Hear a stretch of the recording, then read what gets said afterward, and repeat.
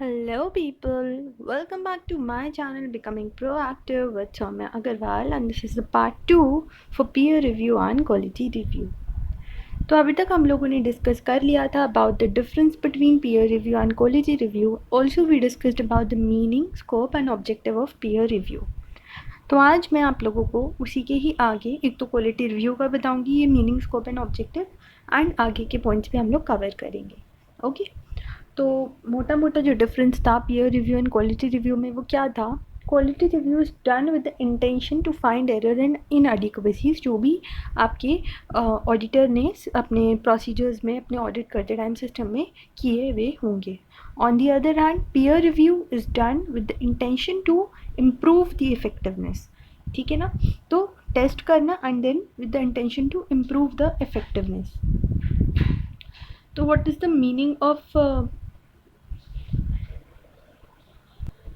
Peer review का meaning बस यही था कि एग्ज़ामिनेशन करते हैं और रिव्यू करते हैं ये देखने के लिए कि जो भी सिस्टम्स और प्रोसीजर्स हैं जो पीयू ने लगाए हैं, प्रैक्टिसिंग यूनिट ने लगाए हैं, वो ठीक से लगे हुए हैं या नहीं. तो हम 3 बातों पे इसमें चेक करते थे: टीपी स्टैंडर्ड्स, रेगुलेटरी रिक्वायरमेंट्स और वो सारी की सारी चीज़ें कंसिस्टेंटली अप्लाई हुई हैं या नहीं. टीपी का मतलब टेक्निकल, प्रोफेशनल और एथिकल. इसको अभी डिटेल में हम लोग पढ़ेंगे.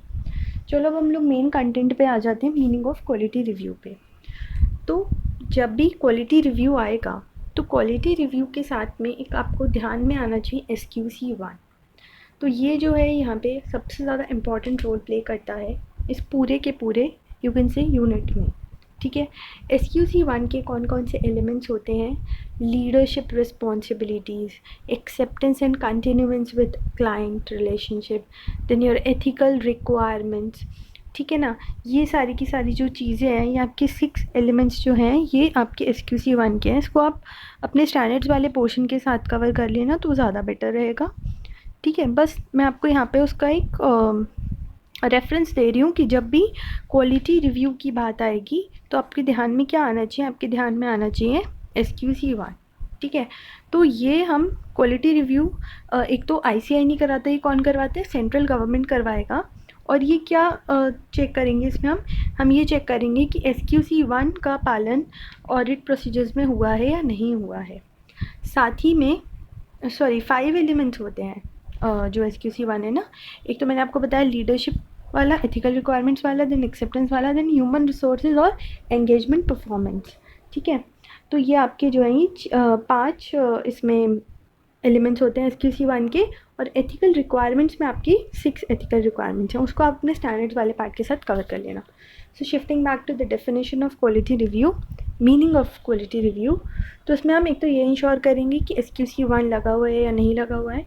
साथ ही में you have to make sure कि जो भी प्रोफेशनल स्टैंडर्ड्स और रेगुलेटरी रिक्वायरमेंट है वो यहाँ कंप्लाई हो रहे हैं या नहीं हो रहे हैं, और रिसोर्सेज जो हैं वो रिपोर्ट्स जो हैं वो अप्रोप्रिएट हैं या नहीं है.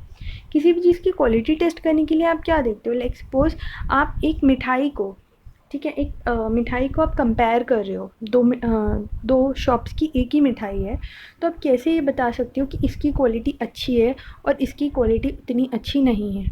उसके अंदर जो मटेरियल लगा हुआ है, मतलब पॉलिसीज़ एंड प्रोसीजर्स आप एक तरह से समझ सकते हो. ठीक है. फिर उसका जो टेस्ट आ रहा है, रिपोर्ट्स जो हो गई हैं आपकी, और SQC1 मतलब जो अदर आपकी क्वालिटी की चीज़ें होती हैं कि किस क्वालिटी का उसमें मटेरियल यूज़ हुआ है. तो इस तरह से ही तो यू कैन मेक श्योर कि क्वालिटी अच्छी है या ख़राब है.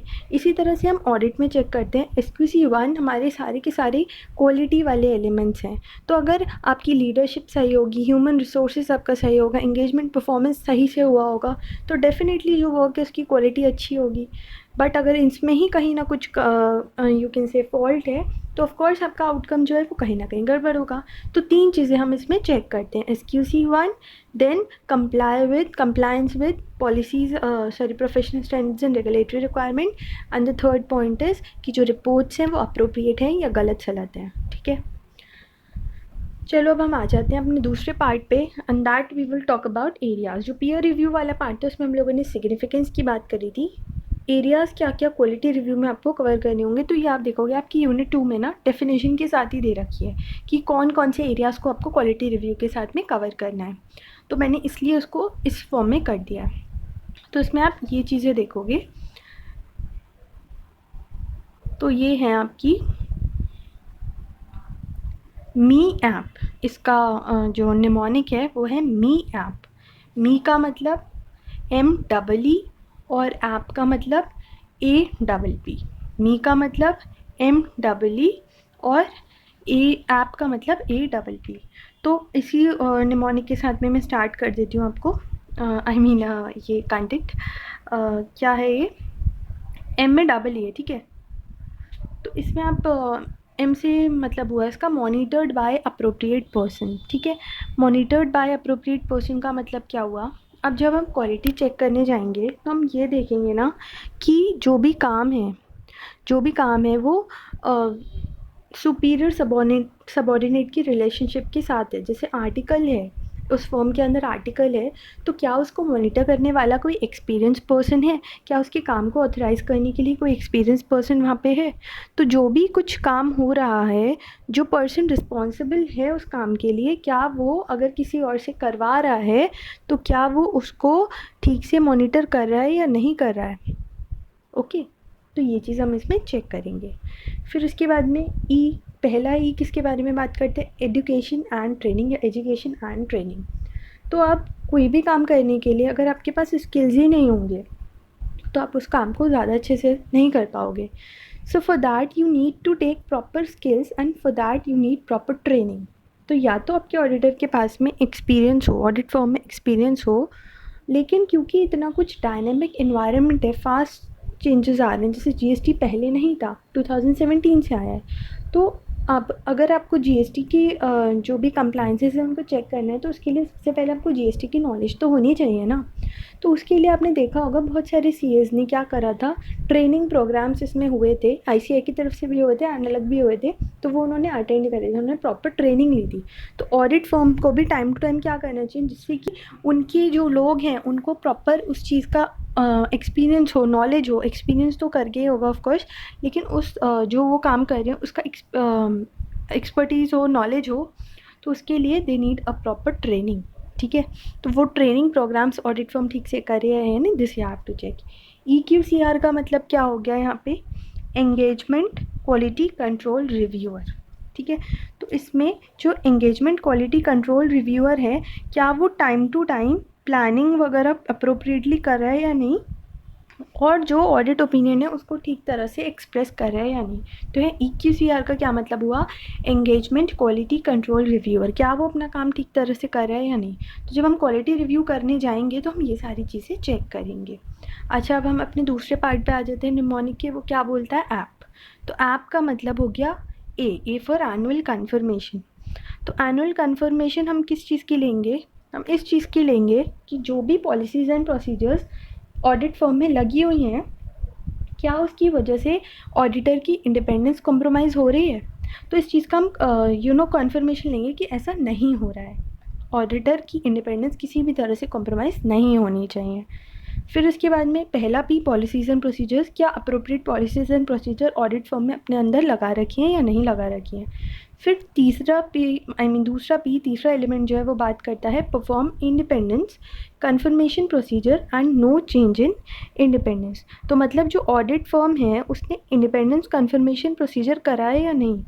एक तो हो गया एनुअल कन्फर्मेशन, जो कि ऑडिट फर्म जो है वो ले रही है कि हमारे मतलब जो भी कंप्लायंसेस हैं पॉलिसीज एंड प्रोसीजर्स की, उसके साथ भी हम मीट कर रहे हैं और हमारी इंडिपेंडेंस भी कॉम्प्रोमाइज़ नहीं हो रही, तो वो तो उन्हें एक बार एनुअली देना है।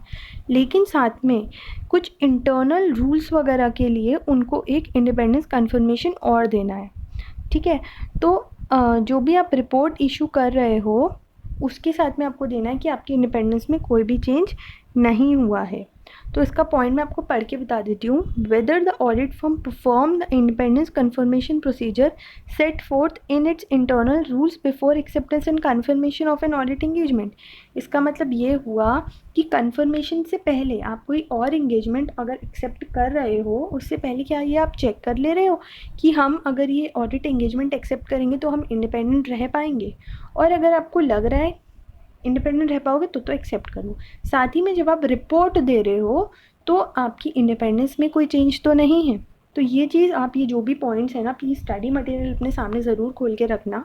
मैं क्योंकि मोबाइल में रिकॉर्ड कर रही हूँ तो it is not possible for me कि मैं दोनों आपको चीज़ें साथ में दिखा पाऊँ, so that is why I am requesting with you, ठीक है। तो ये 6 पॉइंट्स जो हैं ये हम चेक करेंगे। पहला वाला एनुअल कन्फर्मेशन कौन सा है? एनुअली, एटलीस्ट एनुअली, ये बोल रहे हैं साल में एक बार ये कन्फर्मेशन दे दो कि जो पॉलिसीज़ एंड प्रोसीजर्स लगी हुई हैं जिसके साथ आपको कंप्लाई करना ज़रूरी है, उसकी वजह से आपकी इंडिपेंडेंस कॉम्प्रोमाइज़ नहीं हो रही है। जो दूसरा वाला है कन्फर्मेशन, वो इस चीज़ का है कि जब आप कन्फर्म कर रहे हो कि हाँ मैं तुम्हारा ऑडिट कर दूँगा, साथ ही में जब आप रिपोर्ट दे रहे हो तो आपकी इंडिपेंडेंस में कोई भी कॉम्प्रोमाइज़ नहीं हो रहा है, ठीक है। तो ये सारे के सारे एरियाज़ हैं that are covered in the quality review. अब स्कोप की बात कर लेते हैं, तो ये भी एक तरह से इसका मतलब कवरेज ही हो गया। तो ये कुछ पॉइंट्स तो सेम ही है, जैसे टीपी के स्टैंडर्ड्स के साथ में आपको कंप्लाई करना होगा, रिपोर्ट देखनी होगी कि वो प्रॉपर है या नहीं है, और ट्रेनिंग वगैरह का। तो ये सारी की सारी चीज़ें, ट्रेनिंग का पॉइंट इसमें इंक्लूडेड नहीं है बट यहाँ तो है ही, तो ये एक तरह से इसमें कवर हो ही गया क्वालिटी रिव्यू में। तो ये सारे के सारे पॉइंट्स जो हैं ये ऑडिट फर्म अंडर रिव्यू को इंश्योर करने चाहिए। मतलब जब आप ऑडिट फर्म का वो करने जाओगे जिसका आप रिव्यू कर रहे हो, तो you will have to make sure कि तीनों पॉइंट्स जो है ऊपर वाली ये इस क्वालिटी रिव्यू में भी ठीक से हो रहे हैं या नहीं। एक चीज़ मैंने आपको स्टार्टिंग में ही बता दी थी, क्वालिटी रिव्यू में एक चीज़ हम एडिशनल जो चेक करते हैं वो क्या करते हैं, SQC 1, ठीक है। तो SQC 1 जो है वो ठीक से इम्प्लीमेंट हुआ है या नहीं, और साथ ही में जो एसेट्स और लायबिलिटीज़ हैं रिपोर्टिंग डेट पे, उनमें कोई मटेरियल मिस स्टेटमेंट तो नहीं है। अगर है तो उसको आपको ये देखना है वो ठीक से रिपोर्ट हुई है या नहीं हुई है, ठीक है। तो ये सारी की सारी चीज़ें हैं, क्योंकि कहीं ना कहीं देखो अगर मटेरियल मिस स्टेटमेंट होगा एसेट्स और लायबिलिटीज़ में ही, तो ऑफ कोर्स जो कंपनी की जो क्वालिटेटिव रिपोर्ट है वो कहीं से कहीं तक क्वालिटेटिव नहीं रहेगी, बिकॉज उसकी एसेट और लायबिलिटी में भी मटेरियल मिस स्टेटमेंट है, तो एक तरह से जो भी कंक्लूजन इंटेंडेड यूजर्स लेंगे वो गलत ही होगा उसका। So this you have to make sure कि ऑडिट की क्वालिटी जो है वो ठीक है। तो एक बार मैं फिर से रिपीट कर देती हूँ, जैसे कि हम CA के एग्ज़ाम्स दे रहे हैं, तो अगर हम अपने घर पे बैठ के एग्ज़ाम दे रहे हैं तो वो हम इम्प्रूव करने के लिए दे रहे हैं, तो वो एक तरह से पीयर रिव्यू हो गया। लेकिन हम वहाँ जाकर देंगे सेंटर पे, हमारी कॉपी ICAI का कॉपी चेकर चेक करेगा, तो वो क्वालिटी चेक करेगा हमारी। तो इसी तरह से चीज़ें वही हैं, इंटेंशंस अलग हैं, और कुछ एडिशनल चीज़ें भी हैं। जैसे आप वहाँ जाते हो तो आपको ब्लैक पेन का यूज़ करना है, फिर आपको एक प्रॉपर 3 आवर्स में ही आपको उसको कंप्लीट करना है, 2 to 5 के स्लॉट पे ही करना है। तो ये कुछ एलिमेंट्स हैं ICAI के, घर पे बैठ के आप करते हो तो इसलिए आपको बोला जाता है कि उसी तरह से करो, सो दैट आपको वहाँ पे ईजी रहे, ठीक है। तो यहाँ तक आपका हो गया स्कोप, एरियाज़ और मीनिंग क्वालिटी रिव्यू का। अब हम लोग ऑब्जेक्टिव्स की बात कर लेते हैं। ऑब्जेक्टिव्स जो हैं वो क्या हैं, रिया का मतलब क्या हुआ, रिया में 2 आर हैं। तो पहला आर बात करता है review of certain aspects of selected start audit, मतलब कुछ एस्पेक्ट्स, कुछ एरियाज हम जो सेलेक्टेड स्टैट्यूटरी ऑडिट है उसके चेक करेंगे, रिव्यू करेंगे, और हम क्वालिटी कंट्रोल सिस्टम को रिव्यू करेंगे, ठीक है। फिर उसके बाद में हम क्या आइडेंटिफाई करेंगे, वीकनेस और डेफिशिएंसी जो भी ऑडिट में हुई हैं, और हम चेक करेंगे कि पॉलिसीज़ और प्रोसीजर्स और लीगल एंड रेगुलेटरी रिक्वायरमेंट्स जो हैं उसके साथ में एडहेरेंस हुआ है, ठीक है। तो ये चीज़ें जो हैं ये आपकी क्या हैं, रिया, ओके। तो review of certain aspects, review of firm's quality control system, then identification and then adherence. तो यहाँ तक आपका जो है वो मीनिंग, स्कोप, ऑब्जेक्टिव कंप्लीट हो गया, पीयर रिव्यू का भी और क्वालिटी रिव्यू का भी। अब हम लोग आ जाते हैं अपनी टेक्निकल, प्रोफेशनल और एथिकल स्टैंडर्ड्स पे।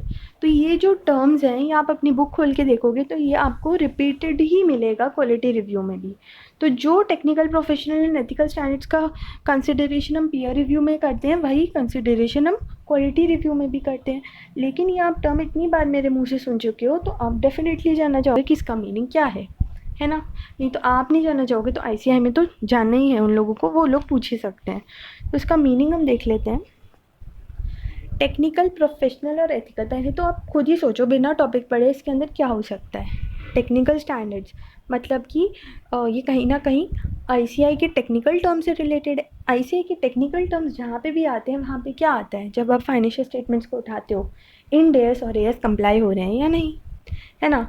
इसी तरह से जो आपके प्रोफेशनल हैं, प्रोफेशनल स्टैंडर्ड्स आपके क्या हो गए, क्वालिटी से रिलेटेड हो गए, एंगेजमेंट परफॉर्मेंस से रिलेटेड हो गए, एज अ प्रोफेशनल जो आपको स्टैंडर्ड्स करने हैं, ethical standards, integrity, objectivity, professional competence, ये सारे के सारे स्टैंडर्ड्स हो गए। तो यही चीज़ें हैं, ठीक है। Accounting standards as per ICAI, then accounting standard as per section number 133 जो कंपनीज एक्ट का है, जो CG ने दिया है। अब क्योंकि मैंने आपको बताया कि क्वालिटी रिव्यू जो है वो CG करवाता है, ICAI नहीं करवाता, तो इसलिए आपको सारी की सारी चीज़ें इसमें कंसीडर करनी होती है। तो सेक्शन नंबर 133 जो है ना कंपनी एक्ट का, तो वो बोलता है, वो कुछ स्टैंडर्ड्स देता है on the recommendation with ICAI।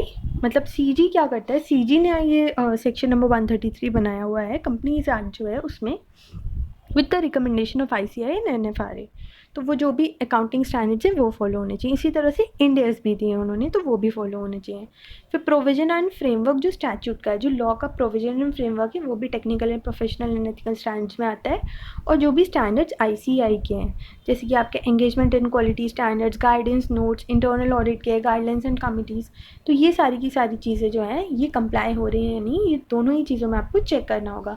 अगर देखो पीयर रिव्यू में ही पकड़ गया तो आप उसको ठीक कर लोगे, पर क्वालिटी रिव्यू में पकड़ा गया तो इसका मतलब क्या हो जाएगा कि कहीं ना कहीं आपके काम में क्या है, इनएडिक्वेसी है, राइट। तो ये यहाँ तक आपका हो गया। अब एक एडिशनल क्वेश्चन जो है वो आपकी बुक में दिया हुआ है, एश्योरेंस एंगेजमेंट्स क्या होती हैं। एश्योरेंस का मतलब क्या होता है, हिंदी में मुझे टेक्निकल टर्म तो नहीं याद आ रहा, बट आई गेस इसका मतलब होता है आश्वासन, तसल्ली। तो इसका मतलब क्या हुआ, engagement in which a practitioner expresses a conclusion. एक प्रैक्टिशनर है वो क्या कर रहा है, वो एक कंक्लूजन एक्सप्रेस कर रहा है, जिससे जो इंटेंडेड यूज़र्स हैं, इंटेंडेड यूज़र्स का मतलब जो उस डॉक्यूमेंट को रीड करेंगे and they will use that document for their own purpose, ठीक है। अब वो चाहे इन्वेस्टमेंट हो सकता है, उसको पढ़ के वो इन्वेस्टमेंट करेंगे उसमें, तो उससे उनका कॉन्फिडेंस बढ़ रहा है कि क्योंकि इस बंदे ने ये कंक्लूजन दिया है तो इसका मतलब ये ठीक है, और उनका कॉन्फिडेंस इन्हांस हो रहा है। तो designed to enhance the degree of confidence of intended users other than responsible party about the outcome of evaluation of subject matter with the criteria। तो एक प्रैक्टिशनर क्या करेगा, जो सब्जेक्ट मैटर है उसको एक क्राइटेरिया के अगेंस्ट में इवेल्युएट करेगा एंड एक कंक्लूजन देगा। तो आप इसको शॉर्ट फॉर्म में लिख सकते हो, evaluation of subject matter into criteria equals to conclusion. And जब वो कंक्लूजन कोई इंटेंडेड यूज़र पढ़ेगा, ठीक है, जैसे सपोज़ एक एग्जांपल लेते हैं, आपको इस चीज़ का एश्योरेंस, आप कंफ्यूज हो रहे हो इस कंपनी में मैं इन्वेस्ट करूं या नहीं करूं, तो आपने एक एश्योरेंस इंगेजमेंट पढ़ा कि इस कंपनी ये आगे चल के इतना बड़ा इन्वेस्टमेंट करने वाली है एंड अभी इसको इतने प्रॉफिट्स हुए हैं। तो आपके दिमाग में क्या आएगा, ये ऑलरेडी प्रॉफिट अर्न करी एंड ये जिस जगह अपना पैसा लगाने वाली है उससे और प्रॉफिट है, तो डेफिनेटली आप उस कंपनी का पार्ट बनना चाहोगे। तो इससे क्या हुआ, क्योंकि आपने वो लाइन पढ़ी, वो कंक्लूजन पढ़ा, तो उससे आपका कॉन्फिडेंस इन्हांस हुआ।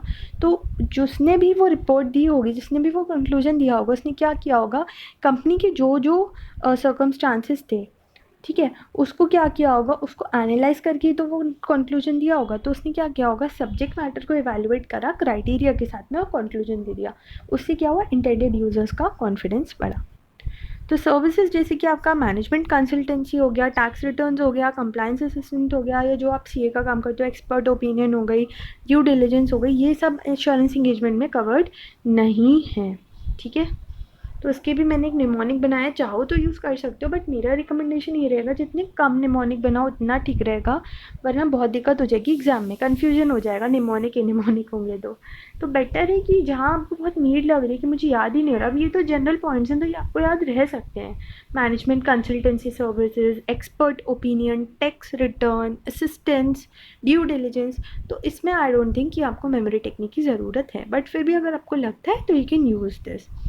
तो मैंने ये बनाया हुआ है मिस्टर पीटर, इसका मतलब ये हो गया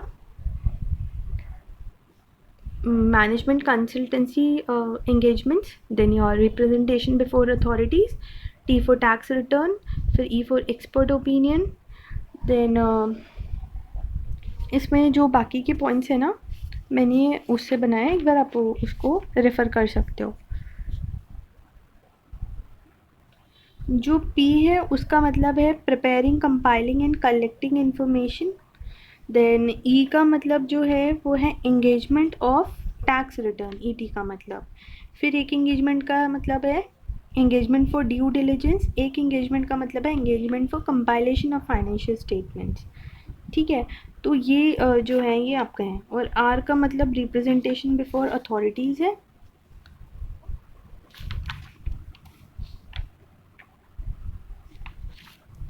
तो इससे आपका ये मिस्टर पीटर बन गया है। ठीक है, तो ये आर जो है ये लास्ट वाला जो है ये मैंने इसको कंप्लीट करने के लिए शायद बनाया है।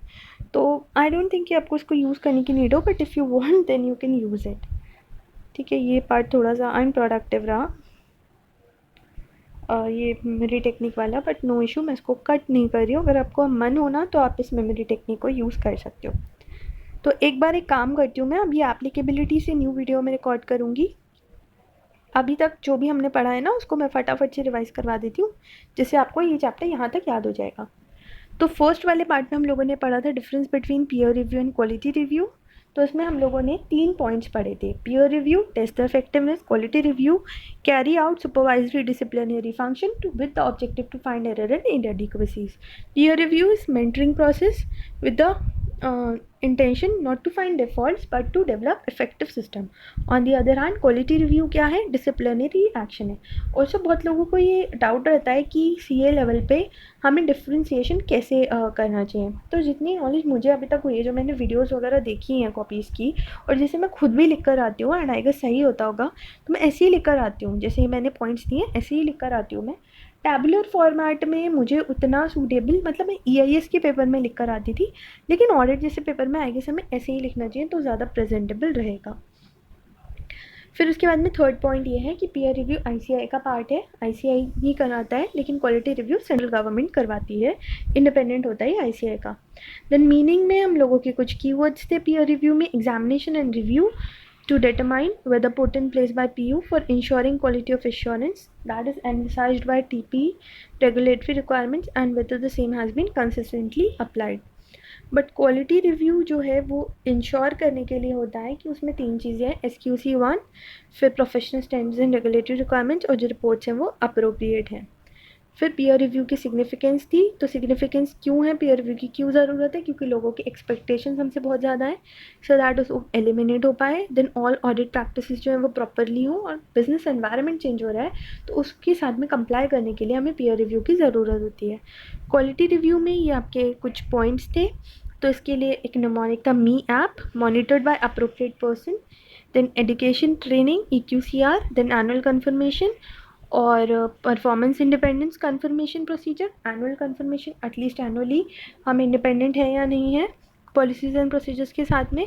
और एक ये जो दूसरा वाला है कन्फर्मेशन था, ये किस लिए था, जब हम एक्सेप्ट कर रहे हैं ऑडिट को और जो हम रिपोर्ट कर रहे हैं। फिर एक आपका पॉलिसीज़ एंड प्रोसीजर्स, मतलब ऑडिट फॉर्म में प्रॉपर पॉलिसीज़ प्रोसीजर्स हैं या नहीं। स्कोप पे आ जाते हैं, तो स्कोप के काफ़ी सारे पॉइंट्स तो कॉमन ही हैं, जैसे कि टीपी स्टैंडर्ड्स के साथ में कंप्लाई हुआ है या नहीं। पीयर रिव्यू और क्वालिटी रिव्यू से हमें ये सब चीज़ें देखने को मिल जाती हैं।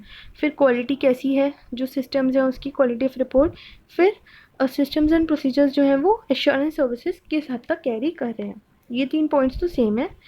पीयर रिव्यू के स्कोप में कुछ चीज़ें ज़्यादा हैं, जैसे ट्रेनिंग प्रोग्राम, फिर compliance with directions to members and compliance with directions to audit assistants and article assistants. Quality review के स्कोप में कौन कौन से एडिशनल पॉइंट्स हैं, SQC1, then no material misstatement in asset और लायबिलिटी। एक special point peer review का था कि हमें कम से कम 3 साल की पीयर रिव्यू रिपोर्ट चाहिए, जिससे हम क्या कर पाएँ, ये देख पाएँ कि कितनी डेविएशन उसमें हुई है। ऑब्जेक्टिव्स की बात कर लेते हैं। पीयर रिव्यू का ऑब्जेक्टिव है डेफिशिएंसी निकालना नहीं, बल्कि ये चीज़ें चेक करना।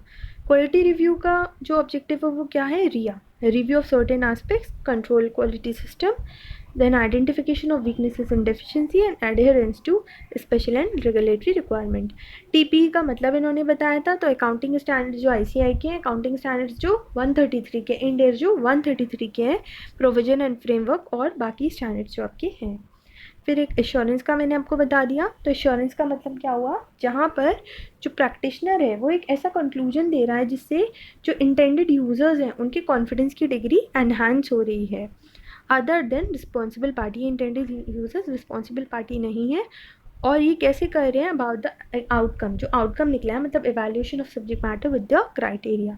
और ये सारी जो सर्विसेज हैं ये आपकी एश्योरेंस में नहीं आती हैं। एश्योरेंस सर्विसेज जो होती हैं वो आपकी होती हैं जैसे आपकी ऑडिट सर्विसेज हो गए, अटेस्टेशन फंक्शंस हो गए, ऑडिट फंक्शंस हो गए। तो ये पॉइंट मैं यहाँ लिखना भूल गई हूँ, लेकिन आप यहाँ लिख सकते हो एश्योरेंस सर्विसेज में क्या क्या आता है, audit services, attestation services and audit functions. ठीक है ना। तो यहाँ तक आपका मैंने रिवाइज भी करा दिया एंड एक्सप्लेन भी कर दिया। आई होप कि आपको इससे हेल्प मिली हो, and if you are really getting benefited out of my videos then do not forget to like, subscribe, comment and also do share. Thank you, bye.